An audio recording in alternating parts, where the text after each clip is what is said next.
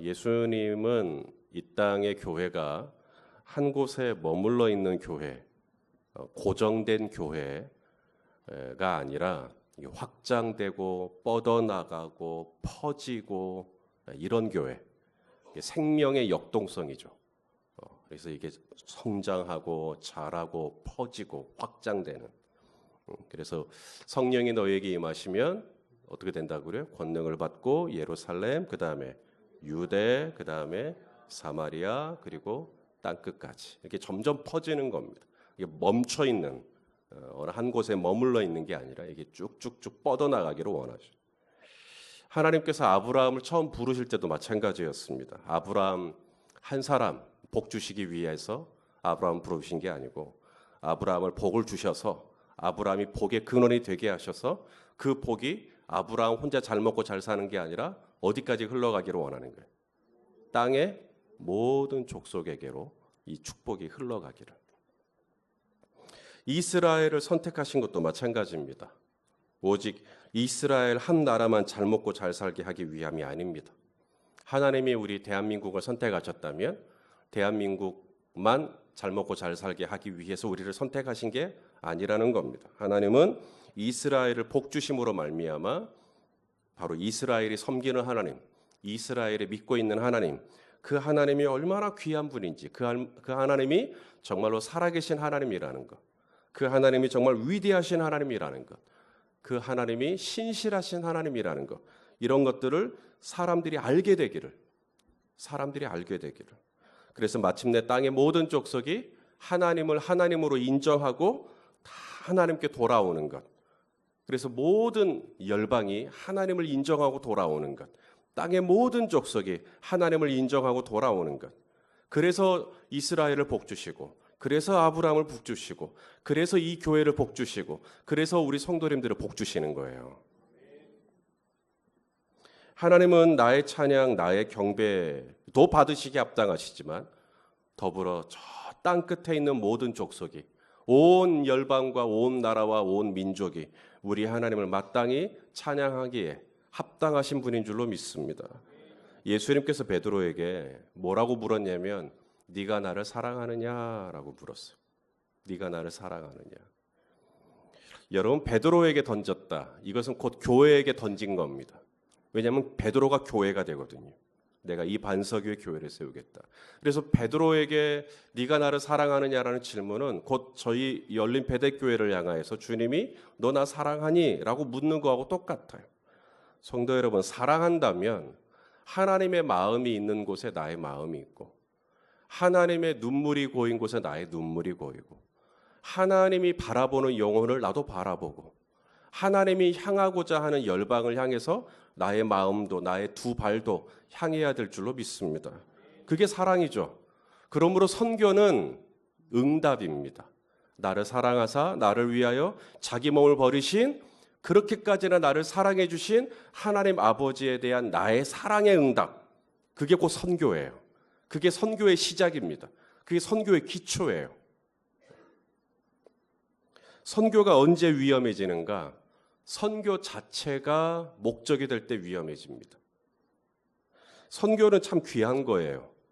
근데 선교하는 게 목적이 돼버려요. 그래서 하나님을 사랑해야 하는데 선교를 사랑해요.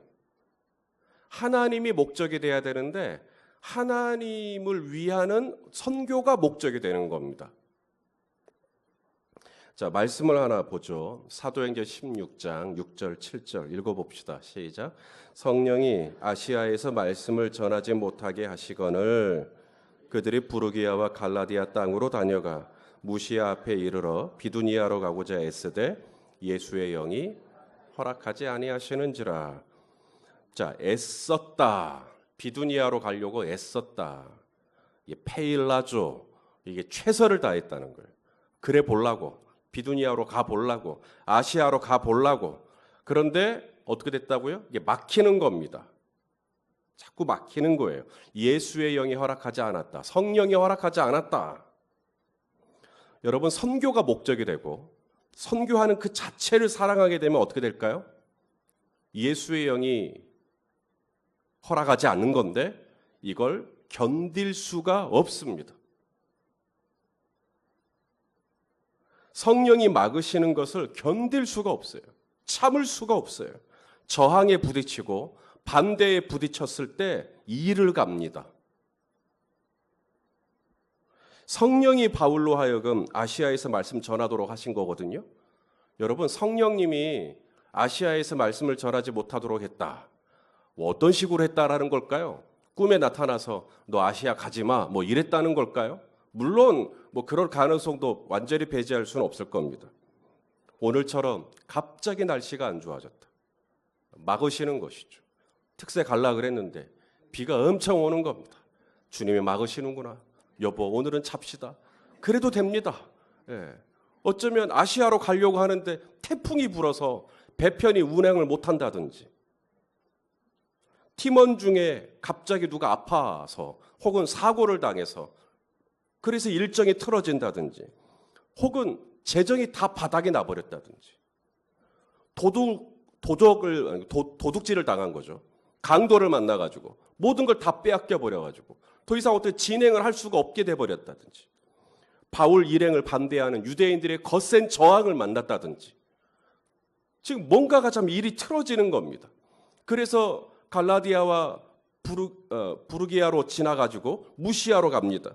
무시아 지방에 이제 그 비두니아로 가려고 하는데 역시나 또 막히는 거죠. 팀원 중에 누군가가 거기 가지 말자고 했다든지, 팀원 중에 서로 갈등이 생겨가지고 이게 관계가 너무 안 좋아지니까 더 이상 진행을 할 수가 없게 됐다든지, 바울의 마음속에 평강이 없다든지, 예정된 교통편이 차질이 생겼다든지, 성령님은 이런 식으로 막으시는 것을 느끼는 겁니다. 뭔가가 자우지 안 되게 하시는 거죠. 나는 선교를 하려고 그래요. 나는 아시아를 가려고 그래요. 나는 비두니아로 가려고 그래요. 근데 자꾸 막히는 겁니다. 선교 자체가 목적이 되면, 일하는 자체가 목적이 되면, 사역 자체가 목적이 되면 이런 저항이나 갈등이나 차질이 생긴다거나 막힌다던가 역풍을 만나는 걸 견딜 수가 없습니다. 선교 중심적인 신앙생활, 그건 괜찮아요. 근데 선교주의적인 신앙생활은 위험합니다. 선교는 귀한 거다, 선교는 참 가치 있는 거다를 넘어서서 선교하는 그 자체가 하나님이 돼가지고 선교에다가 완전히 모든 걸 올인하는 거, 그래서 우리 하나님이 원하시는 거 아닙니다. 만일에 내가 선교에다가 꽂혀가지고 선교하는 자체가 그냥 하나님이 돼버리는 순간 어떤 부작용이 나오는가, 내가 선교하려고 가려고 하는데 뭔가 반대에 부딪힌다든지, 어떤 뭔가 차질이 생긴다든지, 뭔가 이렇게 문제가 생겼을 때 이걸 받아들일 수가 없어요. 사도행전에서 우리가 만나게 되는 사도 바울, 그런 어떤 사람입니까? 감사하게도 아시아로 가는 길이 막히자 부르기아와 갈라디아로 싹 돌아갑니다. 무시아에 도착해서 비두니아로도 가려고 합니다. 역시나 또 무슨 일이 생겨서 또 막힙니다. 그러자 바울은 또 어디로 내려가냐면 드로아로 내려가요. 그리고 드로아로 내려갔을 때 비로소 환상이 열리면서 마게도니아 사람, 유럽 사람이죠, 와서 우리 좀 도와주라고. 그래서 나는 아시아로 가려고 했는데 하나님은 나를 유럽으로 인도하시는구나. 성도 여러분, 이 환상이 그냥 첫날부터 열렸으면 어땠을까요? 비두니아로, 갈라디아로 차라리 그날 이 환상이 열렸으면 어땠을까요? 무시아 앞에 도착해서 이 비두니아로 가려고 했을 때 그날 저녁에 이 환상을 보여주셨으면 어땠을까요? 근데 마치 하나님은 이 드로아에 올 때까지 부르기아로, 갈라디아로, 무시아로, 비두니아로 쭉 내려올 때까지 기다리시는 것 같아요. 그리고 마침내 이 드로아에 왔을 때 하나님이 그날 저녁에 이 환상을 열어주시고, 사실은 내가 너희 팀을 유럽으로 인도하기를 원한다. 어쩌면 하나님은 이 바울을 시험하신 것일지도 모르겠어요. 이러한 반대, 이러한 저항, 이러한 막힘, 이러한 역풍을 경험할 때 바람을 유연하게 타는 바울인지, 아니면 기어이 바람을 거슬려 버리려고 애를 쓰는 바울인지, 바울이 사랑하는 것이 하나님의 나라인지, 혹은 하나님 나라라는 명분을 가진 사역을 사랑하시는 것인지 명확히 하려고 하는 하나님의 시험은 아니었을까? 바울은 막히면 돌아갑니다. 막히면 또 돌아갑니다. 막히면 드로아까지 내려갑니다. 나를 막는 자가 누구냐? 나를 막는 환경이 뭐냐? 거스르지 않습니다. 바로 거기서 하나님의 새로운 지시가 임할 때까지, 하나님의 명확한 인도하심이 있을 때까지 성령님을 의지하고 성령님과 동행하는 바울의 모습을 보게 됩니다. 예수님이 제자들에게 그랬죠. 너희는 가서 모든 민족에게, 모든 족속에게 가서 제자를 삼아 아버지와 아들과 성령의 이름으로 세례를 주고 내가 너희에게 분부한 모든 것을 가르쳐 지키게 해라. 예수님은 제자들이 예루살렘에만 머물러 있기를 원치 않으시고, 갈릴리 출신이니까 갈릴리에만 머물기를 원치 않으시고, 유대와 사마리아와 땅끝 모든 족속, 모든 민족에게 가기를 원하시는 거예요. 그런데 분명히 가라 해놓고 너희는 가서, 영어로도 명령형입니다. go가 먼저 나와요. 동사가 먼저 나와요. 가라. 근데 가라 해놓고 그 다음에 뭐라 그러냐면 stop, 잠깐 멈추라 그래요. 그리고는 이렇게 말씀하셨습니다. 누가복음 4장 49절. 볼지어다. 같이 볼까요? 시작. 볼지어다. 내가 내 아버지의 약속하신 것을 너희에게 보내리니 너희는 위로부터 능력을 입히올 때까지 이 성에, 방금 전에는 너희는 가서 모든 민족에게 가서 이래놓고 그 다음에는 잠깐 여기 머물러라, 유하라, 머물러라, 유하라, 여기 있어라. 이유는 뭐예요? 하나님이 우리에게 주신 약속의 성령을 받기까지, 능력을 입을 때까지. 사도행전에도 한 번 더 나와요. 사도행전 1장 4절 시작. 사도와 함께 모이사 그들에게 분부하여 이르시되 예루살렘을 너희는 모든 민족에게 가라 그래놓고 사도행전에서는 지금은 아니라고, 가긴 가야 되는데, 유대와 사마리아와 땅 끝까지 가긴 가야 되는데 지금은 아니라고. 언제 가라고? 내게서 들은 바 아버지께서 약속하신 것. 그게 누구예요? 성령님이시죠. 성령 받을 때까지, 성령 받고 사역하라는 거죠. 예수님의 가슴은 땅의 모든 족속에게 가 있어요. 예수님의 이 관심은 땅 끝에 가 있어요.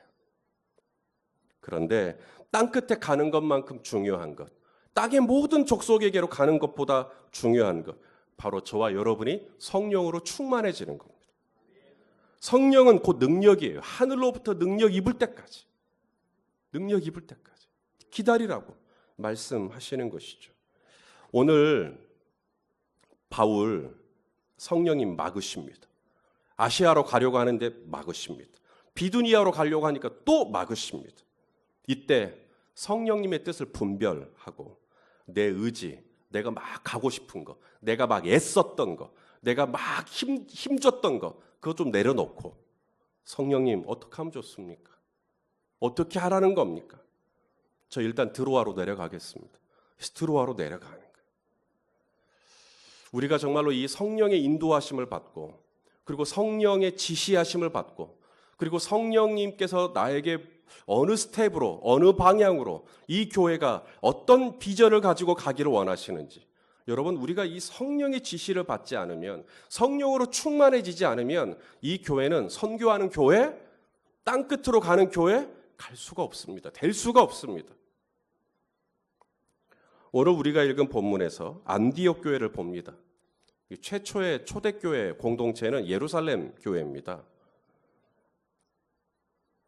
그런데 최초의 선교사를 파송한, 선교하는 교회는 예루살렘 교회가 아니라 오늘 본문에 나오는 안디옥 교회입니다. 베드로가 설교하자 하루에 3,000명 혹은 5,000명 회개하고 세례를 받았습니다. 회개를 한 것도 대단한데 세례까지 받았다? 진짜 대단한 겁니다. 오늘날 우리가 세례를 받았다. 그럼 그 세례에 받은 의미가 뭐냐면 이제 교회 앞에서 공개적으로 나 이제 신앙생활 잘해보겠습니다. 그게 세례잖아요. 초대교회 당시의 세례는 목숨 걸어야 합니다. 요한복음 9장 22절에 그 부모가, 여기서 그 부모란 말은 실로암 연못가에서 눈을 씻고 시력을 되찾은 사람의 부모를 말합니다. 자기 아들이 어제까지만 해도 앞이 안 보이던 아들이 갑자기 예수님 만나더니 눈이 떠져버린 거예요. 그래서 이제 종교 지도자들이 부모를 만나 묻는 겁니다. 너는 네 아들을 보게 한 그 예수를 누구라고 생각하느냐? 이렇게 질문합니다. 네 아들을 고친 예수가 너에게 누구냐? 어떤 분이냐? 이때 이 부모가 주저합니다. 주저해요. 뭐라고 그러냐면 그 아들에게 물어보십시오. 저한테 묻지 말고. 이렇게 살짝 회피합니다. 자, 왜 그랬는가? 요한복음 9장 22절 시작. 그 부모가 이렇게 말한 것은 이미 유대인들이 누구든지 예수를 그리스도라 시인하는 자는 출교하기로 결의하였으므로 그들을 무서워함이라. 예수를 누구라? 그리스도라. 예수를 그리스도라 고백하는 게 세례잖아요. 예수를 주로 고백하는 누구에게 성부와 성자와 성령으로 세례를 주노라. 그러잖아요. 예수를 그리스도라 고백하는 형제에게, 예수를 그리스도라 고백하는 자매에게 베풀어지는 게 세례인데, 예수를 그리스도라 고백해버리면, 당시에는 예수를 그리스도로 고백해버리면 세례 받으면 어떻게 되는 거예요? 출교당하는 겁니다. 출교는 매장이에요. 살 수가 없습니다. 유대인들 사이에서는. 그렇게 하기로 결의가 됐어요. 바리새인 니고데모, 산헤드린 공회원 중에 한 명이었던 아리마대 사람 요셉, 다 예수의 제자입니다. 그런데 저들은 공개적으로 자신들의 이 아이덴티티, 나 예수의 제자다라고 밝히질 못해요. 예수님 죽을 때까지. 예수님이 십자가에 죽으시고 나니까 이제 드디어 커밍아웃을 하죠. 나 사실 예수의 제자다. 근데 그전에는 밝히지를 못해요. 밝히지 못한 이유는 딱 하나입니다. 출교. 출교가 얼마나 무서운 건데, 유대인들 사이에서. 완전히 소외되고 더 이상 같이 살 수가 없고. 베드로의 설교를 듣고 세례를 받았다? 회개를 한 것도 참 대단한데 세례를 받았다? 근데 그 수가 3,000명, 5,000명이다? 이건 보통 일이 아닌 겁니다. 목숨 걸고 신앙생활 하겠다는 사람이 이렇게 많은 거예요. 자신들의 모든 안정감을 내려놓고 나 진짜 예수를 그리스도라고 시인하고 나 그렇게 살고 싶다라는 사람들이 그렇게 많은 겁니다. 그들은 허수가 아닙니다. 자신의 인생을 걸고 예수 믿겠다는 사람들이에요. 이만한 열심이 있으면 이런 교회 쓰셔야죠. 이런 예루살렘 교회를 쓰셔야죠. 숫자도 많잖아요. 3,000명, 5,000명이었으니까 뭐 1만 명이 넘었다고 볼 수도 있죠. 열심도 있고 헌신하는 마음도 있고 충성하고자 하는 마음도 있고. 그런데 최초의 선교사를 파송한 교회는 예루살렘 교회가 아니라 안디옥 교회라는 거예요. 왜 그랬을까요? 예루살렘 교회는 모이는 것은 성공적이었습니다. 하루아침에 회심하고 들어온 새 가족들이 수천 명이었으니까. 안타까운 게 딱 거기까지. 딱 거기까지. 모이니까 좋아요, 안 좋아요? 좋아요. 모이니까 좋습니다. 모여서 어떻게 했다 그랬어요? 가난한 과부 구제했어요.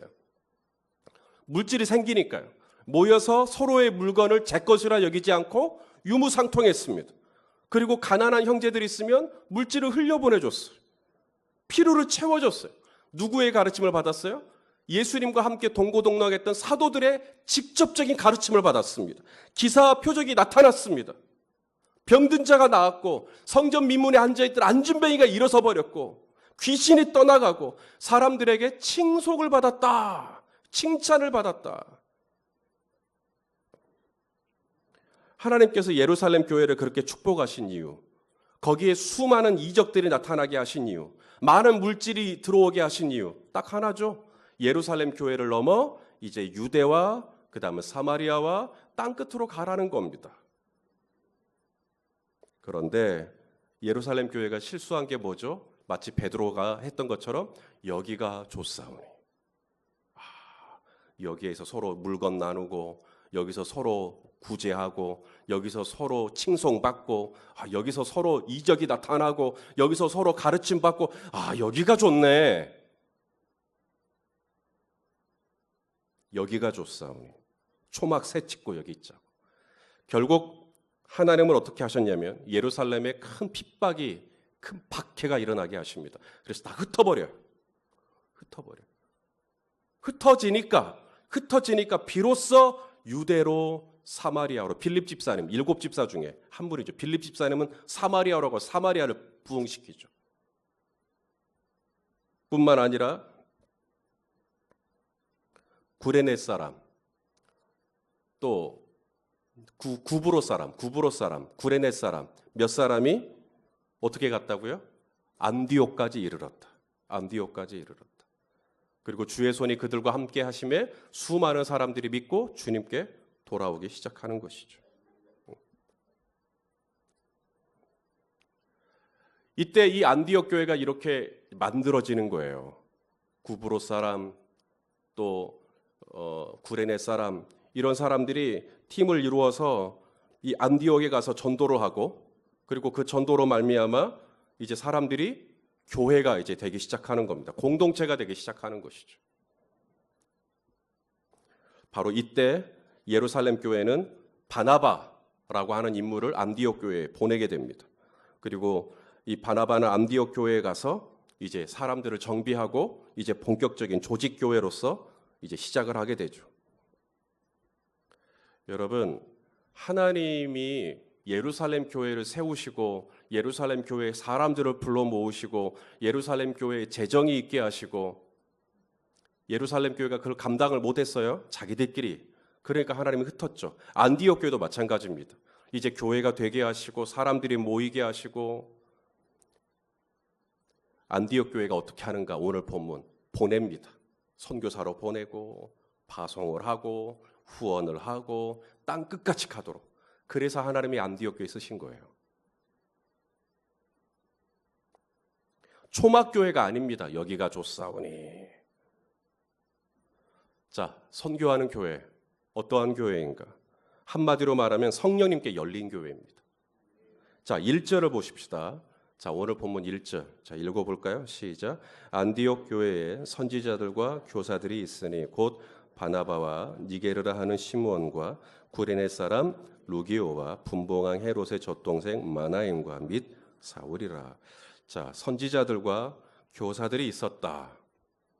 자, 이 1절에서 여러 가지 정보를 우리가 얻을 수가 있는데, 첫째는 이 안디옥 교회가 조직이 탄탄했구나라는 것을 알게 됩니다. 선지자들이 있었고 교사들이 있었고, 그러면서 여러 사람들의 임무를 이야기하는 것, 이것은 안디옥 교회 안에 리더십들을 이야기하는 겁니다. 그래서 안디옥 교회는 조직이 참 탄탄한 조직 교회였구나라는 걸 알 수가 있어요. 선교하는 교회는 그냥 되는 거 아닙니다. 조직이 있어야죠. 시스템이 있어야죠. 구조적으로 선교하는 교회가 될 수 있도록 도와줘야죠. 안디옥 교회는 그런 교회였습니다. 두 번째, 자, 1절을 보시면 이 구성원이 참 다양합니다. 니게르라 하는 시므온, 니게르라는 말은 니그로, 흑인을 이야기하는 겁니다. 흑인. 그래서 이 안디옥 교회 안에는 흑인도 있었고요. 헤롯, 분봉왕 헤롯의 젖동생 마나엔, 헤롯이요. 헤롯 왕의 동생이 출석하는 교회였어요. 그러니까 이 안디옥 교회는 신분이 높은 사람도, 낮은 사람도, 살색이 하얀 사람도, 살색이 검은 사람도 함께 다 어울려 있는 그런 교회였구나라는 걸 알게 돼요. 민족에 대해서 열려 있고, 다문화에 대해서 열려 있고, 그런 교회였다라는 거죠. 또한 선지자들과 교사들이 있었다. 이 말은 은사에 열려 있었다는 얘기이기도 합니다. 은사, 성령의 은사요. 왜냐하면 선지자, 교사는 은사 중에 하나니까요. 고린도전서 12장 28절에 하나님이 교회 중에 몇을 세우셨으니 첫째는 사도요, 둘째는 선지자요, 셋째는 교사요, 이렇게 되어 있습니다. 그래서 이 선지자의 은사, 교사의 은사, 이런 사람들이 있었다. 이것은 단순히 안디옥 교회 안에 이런 직분을 가진 사람들이 있었구나라는 것을 우리들에게 말씀해 주시기 위함도 있지만, 동시에 그만큼 안디옥 교회는 여러 성령의 은사에 열려 있는 교회구나라는 것을 우리가 얻을 수 있는 정보이기도 합니다. 성령님께 열린 교회, 은사에 열린 교회. 자, 2절도 보십시오. 주를 섬겨 금식할 때, 여기서 섬겨라는 말, 레이트루게요. 그래서 예배를 의미합니다. 그래서 영어 성경에도 worshiping, 저들은 예배하고 있었다. 근데 예배하고 있는데 갑자기 뭐가 임하죠? 성령님이 임합니다. 성령님이 말씀을 하세요. 안디옥 교회 지도자 중에 두 사람, 바나바와 사울을 따로 세워라. 성령님의 음성 몇 사람이 들어요? 다 듣습니다. 리더십들이 전부 다 그 음성을 들어요. 안디옥 교회는 어떤 교회인가? 성령님께 열린 교회. 하나님 앞에 예배하려고 할 때 그냥 예배를 하는 게 아니고요. 예배를 하려고 하면 안디옥 교회는 오늘은 주님이 무슨 말씀을 하실까? 오늘은 성령님이 예배 가운데 뭐라고 말씀하실까? 기대하는 마음으로 성령님께 열려서 예배하는 교회. 안디옥 교회였던 겁니다. 하나님의 음성을 들을 줄 아는 교회. 성령의 음성에 민감한 교회. 이것이 그냥 몇몇 사람이 아니라 안디옥 교회 리더십들이 그 정도 수준이 다 됐다라는 이야기죠. 성령이 막으실 때 이거 성령님이 막으시는 거구나. 이걸 영적으로 예민하게 분별하는 것. 여러분, 성령이 막으신다라는 걸 모르면 어떻게 될까요? 사람하고 싸웁니다. 왜 당신 내 뜻에 저항하느냐? 왜 당신 내 뜻에 반대하느냐? 괜히 혈과 육하고 싸워요. 짜증을 내고 화를 내고 분을 내고. 정말 주님이 14년 전에 이 교회를 세우시고 이 교회가 선교하는 교회가 되기를 원한다. 수많은 선교사를 후원하고 많은 기관과 단체를 후원하고 많은 재정을 확보하고, 물론 그런 것도 중요하죠. 그런데 여러분, 진짜 이 교회가 선교하는 교회가 되려면 오늘 안디옥 교회를 보십시오. 안디옥 교회가 하나님께 쓰임받은 이유는 선교하는 교회였기 때문이에요. 그럼 안디옥 교회가 어떻게 선교하는 교회가 됐는가 봤더니 성령님께 확 열려 있는 거예요. 성령님께 열려 있으면 당신은 선교하는 교회가 됩니다.